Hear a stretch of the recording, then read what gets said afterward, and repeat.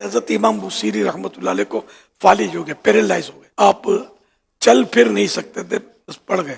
اس دوران آپ نے سوچا کہ میں چلو بارگاہ رسالت میں عرض کرتا ہوں، اشعار لکھتا ہوں۔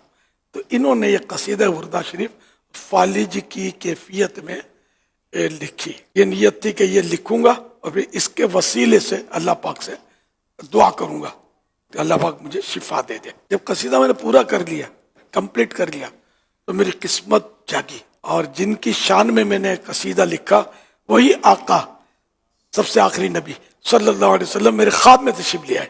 تو میں نے خواب کی حالت میں ان کو پورا قصیدہ سنا دیا، سرکار صلی اللہ علیہ وسلم کو پورا قصیدہ سنایا۔ قصیدہ سننے کے بعد اللہ کے پیارے حبیب صلی اللہ علیہ وسلم نے، جو کہ طبیبوں کے بھی طبیب ہیں، انہوں نے میرے بدن پر مبارک ہاتھ، میری باڈی پر اپنا مطلب ہینڈ جو تھا، ہولی ہینڈ، مبارک ہاتھ یہ پھیرا۔ اس دستے شفا کے بدن پر پھرنا تھا کہ بس کرم ہو گیا، اور مجھے اپنی چادر بھی اڑا دی سرکار صلی اللہ علیہ وسلم نے۔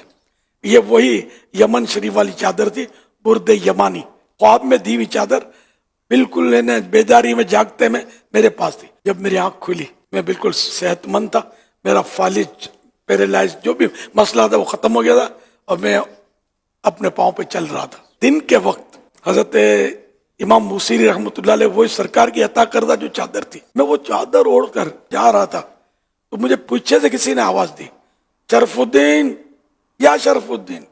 میں نے وہ پلٹ کے دیکھا تو کوئی درویش تھا، کوئی سادہ سا آدمی تھا۔ اس نے کہا کہ وہ رات کو جو آپ نے قصیدہ کمپلیٹ کیا ہے، اس کی ایک کاپی مجھے دو نا۔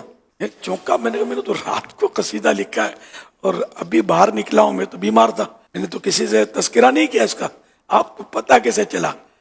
تو انہوں نے کہا کیوں چھپاتے ہو؟ جب سرکار کو سنا رہتے ہیں نا رات کو خواب میں، تو وہاں میں بھی موجود تھا اس محفل میں۔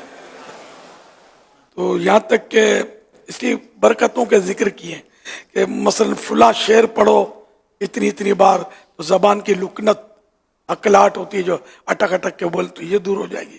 تو کسی میں یہ کہ اگر دمے کا مرض ہے، سانس کا مرض، تو وہ دور ہو جائے گا، فلاں شعر پڑھو۔ تو یہ کہ آسیب ہے، جنات کا اثر ہے، تو یہ فلاں شعر کا ورد کرو، پڑھو، یہ دور ہو جائے گا۔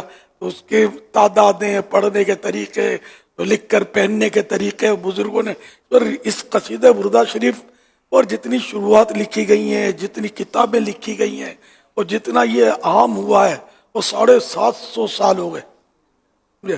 یہ میں نے اور کسی قصیدے کے بارے میں نہ پڑھا نہ سنا جس کو اتنی مقبولیت حاصل ہوئی ہو۔